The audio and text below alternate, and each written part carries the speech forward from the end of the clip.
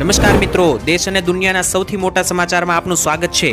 તો આજના તાજા સમાચાર મેળવવા માટે વિડીયોને અંત સુધી જોતા રહો અને આવા જ દરરોજના સમાચાર સૌથી પહેલા મેળવવા માટે આ ચેનલને સબસ્ક્રાઇબ કરવાનું ના ભૂલતા।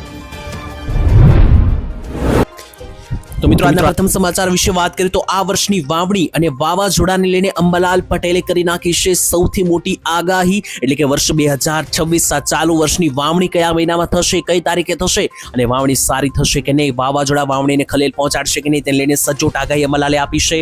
વિસ્તારથી મિત્રો જાણીએ યુદ્ધની વિશેની પણ જે માહિતી જે છે તે આગળ વિડીયોમાં આપવાનો છું। તો સૌથી પહેલા તો વિડીયોમાં છેલ્લે સુધી બનેલા રહેજો જેથી બધી માહિતી મળી જાય। તો મિત્રો અંબાલાલ પટેલે જે છે તે દરિયાઈ હલચલ અંગે ગંભીર ચેતવણી આપી છે। દર વર્ષે મિત્રો અંબાલાલ પટેલે જે વાવણીની આગાહી કરે છે અને જે વાવાઝોડાની આગાહી કરે છે એ 99 થી 95% સાચી પડતી હોય છે। તેની વચ્ચે અત્યારે અંબાલાલે આગાહી કરી છે। સૌથી પહેલા મિત્રો અંબાલાલે કહ્યું છે કે આ વર્ષે 2026 ની અંદર વાવણી જે છે તે વહેલી થવાના આસાર છે, એટલે કે દર વર્ષની સાપેક્ષે આ વર્ષે ખેડૂતોની જે છે તે વાવણી વહેલી થઈ જવાની છે। પ્લસ મિત્રો આ વર્ષે જે છે તે 2 જેઠ મહિના છે તો તેની અસર પણ વાવણીની અંદર પડવાની છે અને પહેલા જેઠ મહિનામાં જે છે તે વાવણી થવાના આસાર।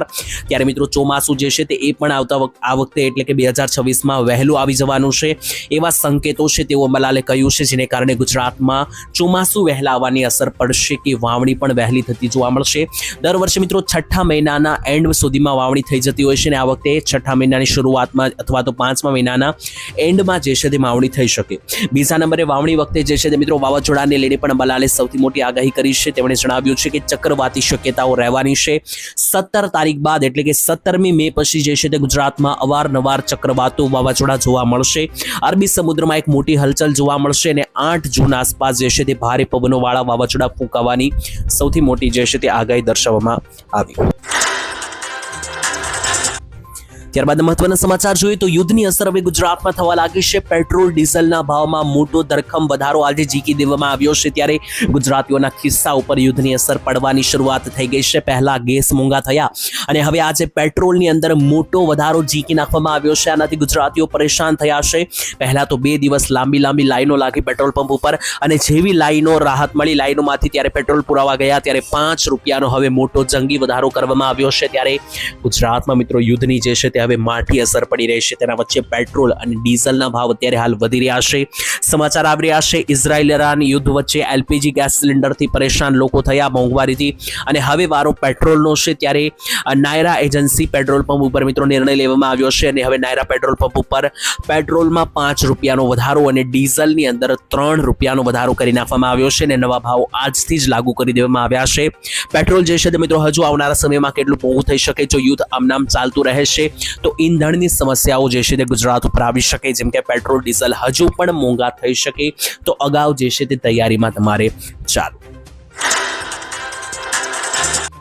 ત્યાર પછીના ખૂબ જ મહત્વના સમાચાર જોઈએ તો ભારતને મળશે યુદ્ધથી મોટી રાહત। સમાચાર આવી રહ્યા છે મિત્રો હોર્મુઝ સ્ટ્રેટમાંથી। મિત્રો ભારતની અંદર જે છે તે આ યુદ્ધની સૌથી મોટી અસર એટલા માટે થઈ રહી છે કે હોર્મુઝ સ્ટ્રેટ નામનો જે રસ્તો છે એ યુદ્ધને કારણે બ્લોક કરવામાં આવ્યો છે અને આ રસ્તા ઉપર ભારત પોતાનો માલ સામાન હેરફેર કરે છે, એટલે કે ભારતમાંથી વસ્તુઓ બહાર મોકલે છે અને બહારની વસ્તુઓ ભારતમાં લાવે છે અને આ રસ્તો બ્લોક કર્યા પછી ભારતને સૌથી મોટી અસર થઈ હતી કે ગુજરાતની અંદર મોટા ધંધાઓ ભાંગી પડ્યા હતા, જેમ કે હીરા ઉદ્યોગ, ટેક્સટાઇલ માર્કેટ, ખેતી ઉદ્યોગ અને વસ્તુઓમાં પણ ભાવ વધી રહ્યા હતા।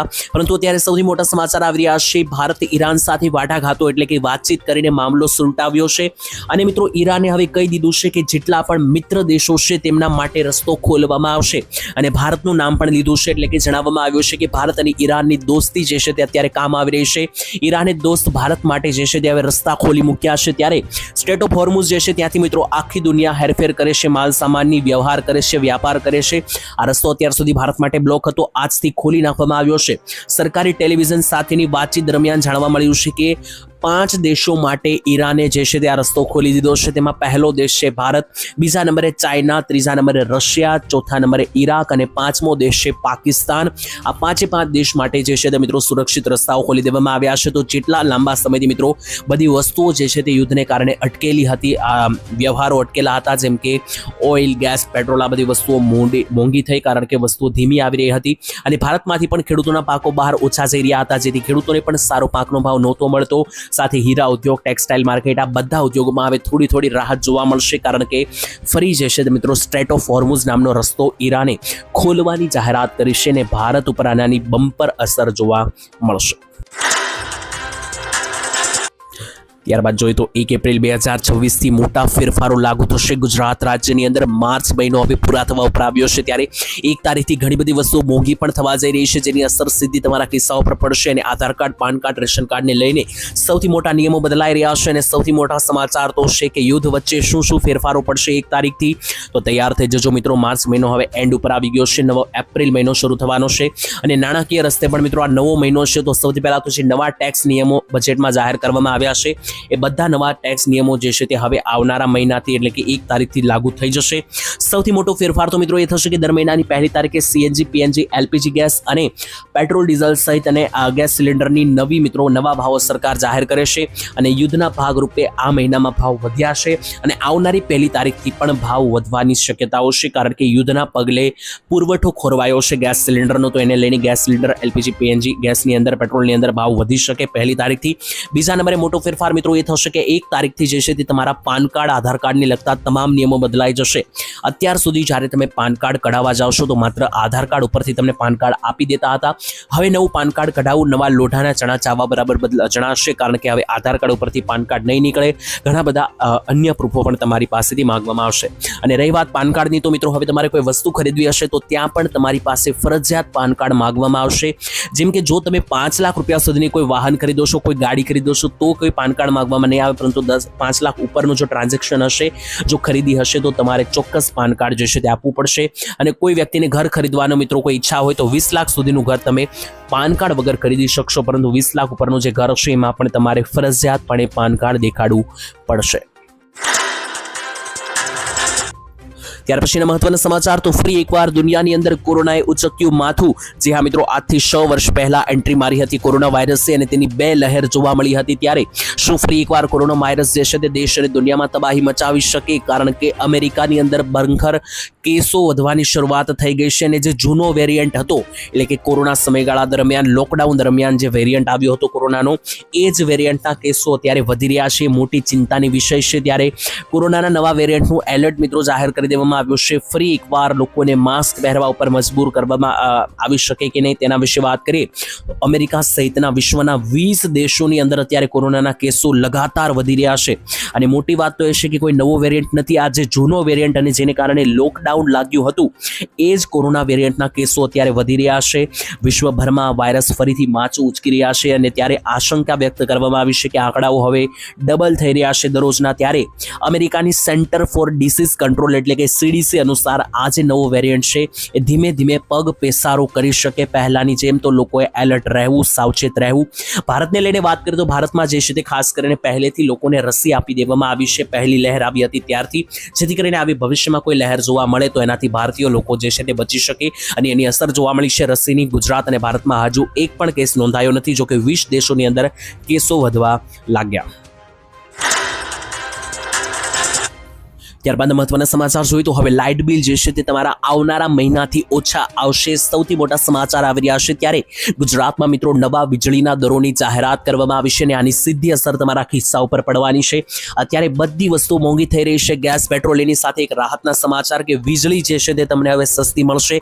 ત્યારે ઉનાળાના દિવસો આવ્યા છે, લોકો જે છે તે કુલર, AC અને પંખાની અંદર વધારે વીજળી વાપરે છે અને આનાથી હવે રાહત કે તમારું વીજળીનું બિલ જે છે તે મિત્રો ઓછું આવશે. સમાચાર આવી રહ્યા છે કે ગુજરાતમાં નવા વીજળી દરોની જાહેરાત કરવામાં આવી. સ્માર્ટ મીટર અને દિવસના વપરાશકર્તાઓ માટે બિલ મુક્તિ જેવી રાહત જે છે તે તમને જોવા મળશે. 26મી તારીખ 2026 સવારે ગાંધીનગરથી રાજ્યસભામાં લાખો વીજ ગ્રાહકો માટે રાહતના સમાચાર આવ્યા. અને ત્યારે ગુજરાત વિદ્યુત નિયંત્રક આયોગ દ્વારા મિત્રો નવા વર્ષ માટે 2026-27 માટે વીજળીના દરો જે છે તે ઘટાડવામાં આવ્યા. આ દરો ઘટાડવામાં આવ્યા છે. એનાથી મિત્રો હવે ગ્રીન એપ્રોચ દ્વારા ગુજરાતમાં જે છે તે સ્માર્ટ મીટર વાપરનારા મધ્યમ વર્ગને અને દિવસ દરમિયાન વધુ વપરાશ કરનારા જે ઉદ્યોગો છે તેમને પણ સીધો મિત્રો આનો લાભ મળશે. તો તમારા જે વીજળીના બિલો જે છે તે મિત્રો લાઇટ બિલ જે છે તે હવે ઓછા આવશે. ત્યાર પછીના મહત્વના સમાચાર ગુજરાતમાં કરા સાથે ભારે તોફાની વરસાદ પડવાની સંભાવના. આવનારી 72 કલાક ભારે. ત્યારે આવનારા 3 દિવસ એટલે કે 72 કલાકની અંદર ગુજરાતમાં ભારે કરા સાથે વરસાદની સૌથી મોટી આગાહી. અને વરસાદ પડવાની શરૂઆત પણ થઈ ગઈ છે. ગઈકાલે સાંજે એટલે કે રાત્રિ દરમિયાન કચ્છની અંદર ભારે કરા સાથેના વરસાદો પડ્યા છે. અને આની અસર અત્યારે હાલ તમામ ગુજરાત ઉપર થઈ શકે, કારણ કે જે વેસ્ટર્ન ડિસ્ટર્બન્સની સિસ્ટમો છે એક પછી એક ગુજરાત રાજ્ય પર તાંડવ મચાવી રહી છે. ત્યારે ગુજરાતમાં પણ અત્યારે સમાચાર આવી રહ્યા છે કે સિસ્ટમ સિસ્ટમ જે છે તે 27 તારીખની સાંજ સુધીમાં ગુજરાતમાં એન્ટ્રી લઈ લેશે અને 31 તારીખ સુધી આ બંને વેસ્ટર્ન ડિસ્ટર્બન્સની સિસ્ટમો ગુજરાતમાં ભારે મેઘતાંડવ ભર ઉનાળે સર્જશે। ત્યારે તમામ ખેડૂતોએ તૈયારીમાં રહેવું, પોતાના પાક હોય તે ઢાંકી લેવા, સ્થળાંતરિત કરી દેવા, કારણ કે આ વળી પાછી મિત્રો એક ભારે સિસ્ટમ છે, કોઈ પણ અંશે માવઠાની સિસ્ટમ લાગી રહી નથી, એક પ્રોપર ચોમાસા જેવી સિસ્ટમ બનેલી છે, તો ખાસ સાવચેત રહેવું। ઉત્તરીય ભારતમાં વધારે અસર છે અને અત્યારે ગુજરાતમાં ઓલરેડી કરા સાથેના વરસાદો શરૂ થઈ ચૂક્યા છે, તો આ જે વરસાદ અને માવઠાની અસરો છે તે ગુજરાતમાં પડવાની છે આવનારા 4 દિવસ ભારે, તો તૈયારીમાં રહો। ત્યાર પછીના મહત્વના સમાચાર જોઈએ તો હવેથી 1 લાખની જગ્યાએ મળશે 2 લાખ રૂપિયા સુધીની સહાય અને આ બધી સહાય ખેડૂતોને મળવાપાત્ર થશે। ફોર્મ ભરાવાની પણ શરૂઆત થઈ ગઈ છે, તો તમામ ખેડૂતો ફોર્મ ભરી દેજો, પછી કહેતા નહીં કે રહી ગયા, કારણ કે ખેડૂતો માટે સરકાર હવે કોઈ 1-2 હજાર રૂપિયાની નહીં પરંતુ 2-2 લાખ રૂપિયા આપનારી યોજના ચલાવે છે। આ યોજનાની અંદર મિત્રો તમને જાણતા હશો અને આના વિશે તમે પહેલા પણ સાંભળ્યું હશે, અત્યારે ફરીવાર સાંભળી લો અને અરજી જે છે તે તાત્કાલિક કરી લો, નહીતર સહાયમાં મોડું થઈ જશે, કારણ કે ખેડૂતો માટે સરકાર જે છે તે પાકને સુરક્ષિત રાખી શકે માટે સરકાર સહાય આપી રહી છે। ઘણા બધા ખેડૂતોના ખેતરમાં કોઈ ગોડાઉન હોતા નથી, તો ખેડૂતોને સરકાર ઓરડી બનાવવા માટે, નાની રૂમ એટલે કે ગોડાઉન બનાવવા માટે પૈસા આપી રહી છે અને આ ગોડાઉનની અંદર ખેડૂતો પોતાનો પાક રાખી શકે, પોતાના તમામ સાધનો રાખી શકે ખેતરમાં, એટલા માટે ખેતરની અંદર ગોડાઉન ટાઈપનું બનાવવા માટે સરકાર જે છે તે હવે 2 લાખની સહાય આપશે। અત્યાર સુધી મિત્રો આ યોજનાની અંદર સરકાર જે છે તે માત્ર 1 લાખ રૂપિયા જ આપતી હતી, પરંતુ હવે આ સહાય વધારીને 2 લાખ કરવામાં આવી છે, તો દેશના 154 કરોડ રૂપિયા ફાળવી દેવામાં આવ્યા છે અને આ બધા પૈસા ખેડૂત ખાતેદારના ખાતામાં જમા કરવામાં આવશે। તો તમામ ખેડૂતો વહેલા તે પહેલા અરજી કરી લેજો અને આ અરજી કરવા માટેનો સમયગાળો અત્યારે શરૂ થઈ ગયો છે। ઘણા બધા ખેડૂતો ઓલરેડી અરજી કરી ચૂક્યા છે, લાખો ખેડૂતોની અરજી થઈ ગઈ છે અને બાકીના તમે જો ખેડૂત બાકી હોય તો વહેલી તકે અરજી કરી લેજો, 2 લાખ રૂપિયાનો મોકો ગમાવતા નહીં। ત્યારબાદ જોઈએ તો ખેડૂતો માટે મોટો જેકપોટ યોજના માટેની અરજી કરવાની બારી હવે ખુલી ગઈ છે, એટલે કે વિન્ડો ઓપન થઈ ગઈ છે। દેશના લાખો ખેડૂતોને આનો ફાયદો મળશે અને ગુજરાતના મિત્રો તમામ ખેડૂતો યોજનાઓની અરજી કરી શકશે। તારીખો જાહેર થઈ ગઈ છે મિત્રો, ખેડૂતો માટે અઢળક યોજના ચલાવવામાં આવે છે। તમે જાણો છો પીએમ કિસાન યોજનામાં ખેડૂતોને 2000ના હપ્તા મળે છે, પ્રધાનમંત્રી માનધન યોજનામાં ખેડૂતોને દર મહિને ઘરે બેઠા 3000 રૂપિયા મળે છે, ટ્રેક્ટર ખરીદવા 70000 રૂપિયા મળે છે, ખેતરમાં ટાંકો બનાવવા 70000 મળે છે અને ખેતરમાં ગોડાઉન બનાવવા માટે તો ખેડૂતોને 2 લાખ રૂપિયાની સહાય મળે છે। પરંતુ આ સહાય મેળવવા માટે મિત્રો જ્યાં ફોર્મ ભરવાનું છે એના માટે ખેડૂતો માટે હવે અંતિમ મોકો ગણી શકાય, કારણ કે ગુજરાતની અંદર ખાસ કરીને 27 માર્ચથી સબસિડીનો વરસાદ થશે। જે પણ ખેડૂતો લૂંટવા હોય એ લૂંટી લેજો સબસિડી, કારણ કે 148 યોજનાઓનો લાભ લેવા માટે તમામ ખેડૂતો તૈયાર થઈ જજો। મિત્રો સરકાર ખેડૂતો માટે 1, 2 કે 3 નહીં 148 યોજના ચલાવે છે અને આ 148 યોજના માટેના ફોર્મ ભરવાની તારીખ જે છે તે 27 માર્ચથી શરૂ થઈ રહી છે।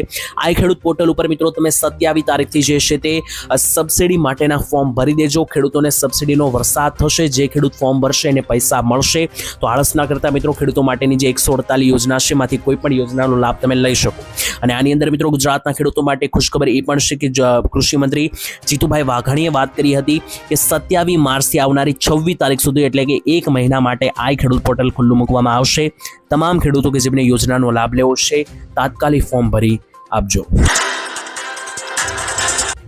ત્યાર પછી સૌથી મોટા સમાચાર આવી રહ્યા છે, ગુજરાત પોલીસને ઓછું કામ આપવું તેવું કહેવામાં આવ્યું છે CR પાટીલ તરફથી। ત્યારે CR પાટીલે મિત્રો પોલીસને લઈને સૌથી મોટી જાહેરાત કરી છે, ગુજરાતની પોલીસો પાસે ઓછું કામ કરાવો તેવું કહેવામાં આવ્યું છે। ત્યારે CR પાટીલે મિત્રો પોલીસ આવાસમાં લોકાર્પણ કાર્યક્રમ દરમિયાન હાજરી આપી હતી અને ત્યાં મિત્રો તેમણે કહ્યું હતું કે પોલીસની નોકરીમાં કામના કલાકો નિશ્ચિત હોતા નથી, એટલે કે પોલીસ દિન રાત કામ કરે છે, ત્યારે જેને કારણે જે છે તે જવાનો એટલે કે પોલીસ જવાનો સતત માનસિક તણાવમાં રહે છે। તેમણે મિત્રો ઉમેર્યું હતું કે દરેક પોલીસ કર્મીને મનમાં એવો એક ભાવ હોય છે કે તેઓ વધારે કામ કરે, પરંતુ તેની સામે તેમને જે છે તે વળતર ઓછું મળે છે, જેથી પોલીસો પાસે જે છે તે સતત વધુ પડતા કામો કરાવવાના ભારણને લઈને પોલીસ જવાનોના શરીરમાં અને બીમારીઓ ઉપર ઘર કરી જાય છે તેવું પણ CR પાટીલે કહ્યું। ત્યારે મિત્રો તેમણે કહ્યું કે મગજમાં સતત ટેન્શન જે છે તે પોલીસ કર્મચારીઓને હોય છે અને તેની કાર્યક્ષમતા ઉપર પણ તેની અસર પડે છે, જેથી પોલીસ કર્મચારીઓના જીવનમાં પણ થોડી શાંતિ મળે અને પરિવાર સાથે સમય બનાવી શકે એ માટે પોલીસ કાર્યકર્તાઓને પ્રોપર સમયગાળા દરમિયાન કામ કરાવો અને 8 કલાકથી વધારે નોકરી અને કામ ના કરાવો તેવી સૂચના જે છે તે CR પાટીલ તરફથી આપવામાં આવી। ત્યારે મિત્રો આ મામલે તમારું શું જણાવવું છે જરૂરથી કોમેન્ટમાં લખીને જણાવી દેજો। ત્યારબાદના મહત્વના સમાચાર જોઈએ તો સોના અને ચાંદીની માર્કેટ જે છે તે આજે પડી ભાંગી ત્યારે લગાતાર તળિયે બેસી રહ્યું છે સોનું અને ચાંદી. અને મિત્રો બીજો સવાલ એ પણ છે કે જો કોઈ વ્યક્તિ પાસે કોઈ પણ મહિલા પાસે પોતાનું સોનું હોય તો આ મહિલા અથવા આ વ્યક્તિ જો મિત્રો મૃત્યુ પામે છે તો ત્યાર પછી સોનાનો હક દીકરીનો બનશે કે વહુનો. આના વિશે પણ મિત્રો સૌથી મોટો નિયમ લાગુ છે. ત્યારે બીજા નંબર ઉપર તમને જણાવી દઉં સોના અને ચાંદીના આજે વાત કરીએ તો આજે સોનાના 22 કેરેટનો ભાવ એકદમ મિત્રો પડી ભાંગ્યો છે. 1,25,000 નજીક આજે સોનાનો ભાવ આવી ગયો છે. બીજા નંબરે ચાંદીનો ભાવ પણ 2 લાખ રૂપિયાની અંદર હવે આવવાની તૈયારીમાં છે. ત્યારે સોના અને ચાંદીના નિયમો છે તેના વિશે સમજાવીએ તો ઘણા બધા લોકોને એવું હોય છે કે સોના અને ચાંદી કોઈ વ્યક્તિ પાસે હોય અને વ્યક્તિ મૃત્યુ પામે છે એ પછી મહિલા હોય કે પુરુષ હોય તો ત્યાર પછી સોનાનો હક કોનો લાગશે, દીકરાનો, વહુનો કે દીકરીનો. તો આને લઈને મિત્રો એક નિયમ છે કે જો કોઈ વ્યક્તિએ પહેલાથી વિલની તૈયારી કરી હોય અને વિલની બનાવી હોય એટલે કે જે વ્યક્તિ છે એમની પાસે સોનું હોય અને જો તેમણે એક વિલ બનાવ્યો હોય અને ત્યાર પછી મૃત્યુ પામે તો વિલની અંદર મિત્રો જે નામ લખેલું હોય એ વ્યક્તિને સોનું અને ચાંદી મળે છે. પરંતુ ગુજરાતમાં 99% લોકો આ વિલ બનાવતા નથી. પોતાનું સોનું જે છે તે પાસે હોય છે અને અચાનક જો મૃત્યુ પામે છે વ્યક્તિ ત્યાર પછી સોના ચાંદીને લઈને લડાઈ ઝઘડા થાય છે કે એ સોનું દીકરીનું બનશે કે વહુનું. તો આને લઈને મિત્રો જે કાયદો છે તે પ્રમાણે એ જે મહિલા હોય અથવા એ પુરુષ હોય તેમના સંતાનો જે હોય એટલે કે દીકરી અથવા દીકરો તેમના નામે જે છે મિત્રો આ સોનું તેમના નામે બોલાય છે. વહુનો મિત્રો જે છે તે કોઈ પણ પ્રકારનો ભાગ આમાં રહેતો નથી. ત્યાર પછી મહત્વના સમાચાર મિત્રો યુદ્ધની સ્થિતિને કંટ્રોલમાં લેવા માટે આજે મોદીજીએ દેશવ્યાપી સૌથી મોટી મીટિંગ બોલાવી. ત્યારે આ મીટિંગ એટલી વધારે મિત્રો ગંભીર હતી કે આમાં રાહુલ ગાંધી સહિતના નેતાઓને પણ જે છે તે એન્ટ્રી આપવામાં આવી. એટલે કે મિત્રો ભાજપ સરકારની જે આ મીટિંગ હતી એમાં દેશના બધા જ મિત્રો નેતાઓને જે છે તે ઇન્વાઇટેશન આપવામાં આવ્યું હતું.